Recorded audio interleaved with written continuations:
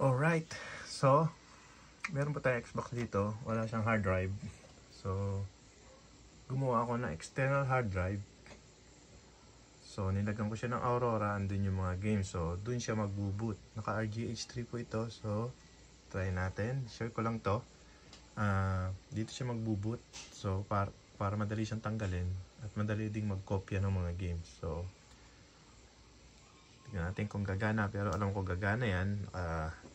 Naka design na dito ko siya pinrogram na magbo-boot sa hard drive.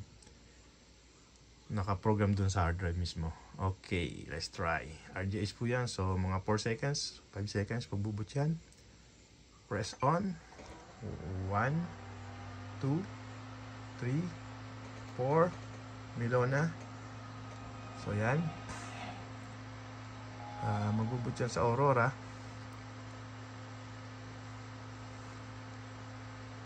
So walang hard drive yan. Aurora. Yun. So nilagyan ko po siya ng mga games na almost lahat ay 2-player kasi pang arcade po yan. Kung makikita nyo, mga versus games yan, lahat yan ay 2-player. So partial lang po yan. Nalagay ko dyan yung mga popular na games katulad ng mga Resident Evil, Call of Duty, Gears of Wars, at mga popular na games sa Xbox.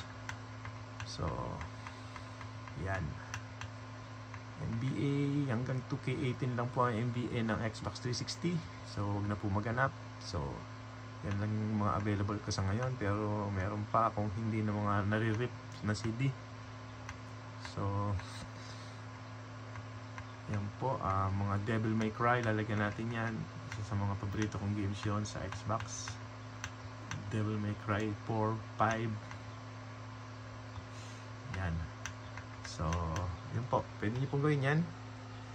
Direct boot sa hard drive, plug and play. Then walang hard drive dito.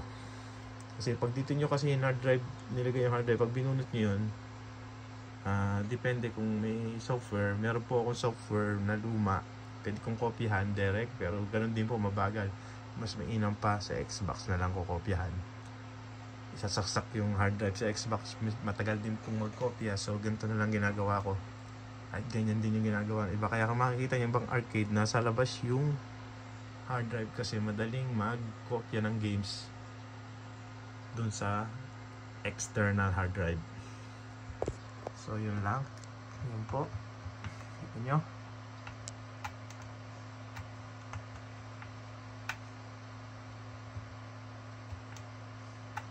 Alright. Thank you.